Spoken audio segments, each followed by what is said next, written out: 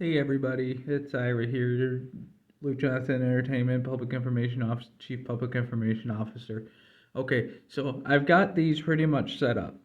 So this one is the old one, this one here is a new one, and this one here is a new one.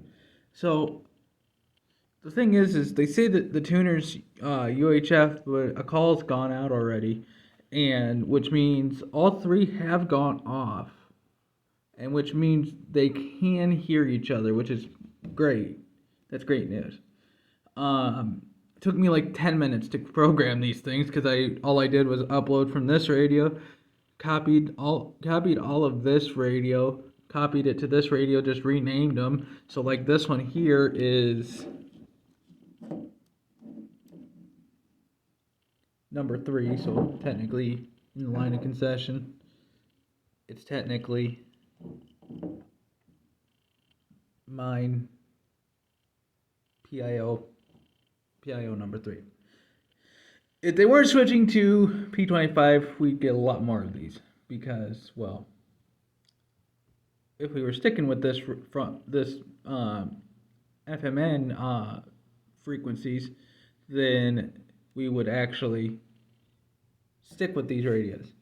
But because we're switching to P25, we will be getting new of these at some point. These will be our on-scene radios, so we will end up getting more of these at some point.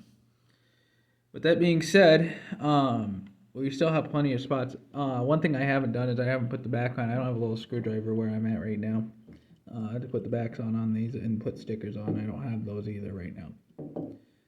So with that being said, technically speaking, these are the two main channels we listen to.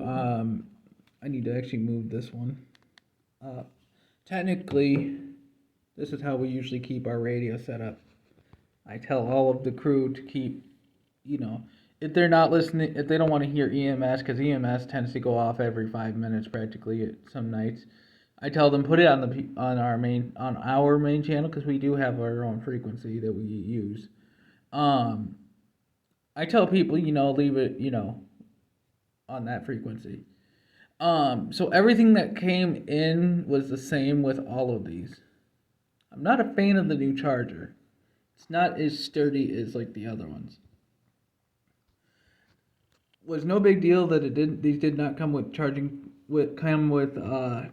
programming, because I had one myself. I happen to have them myself. And then they come with earpieces, which is nice, because all my members are required to have earpieces, which means I have to require them, and which means I have to provide them.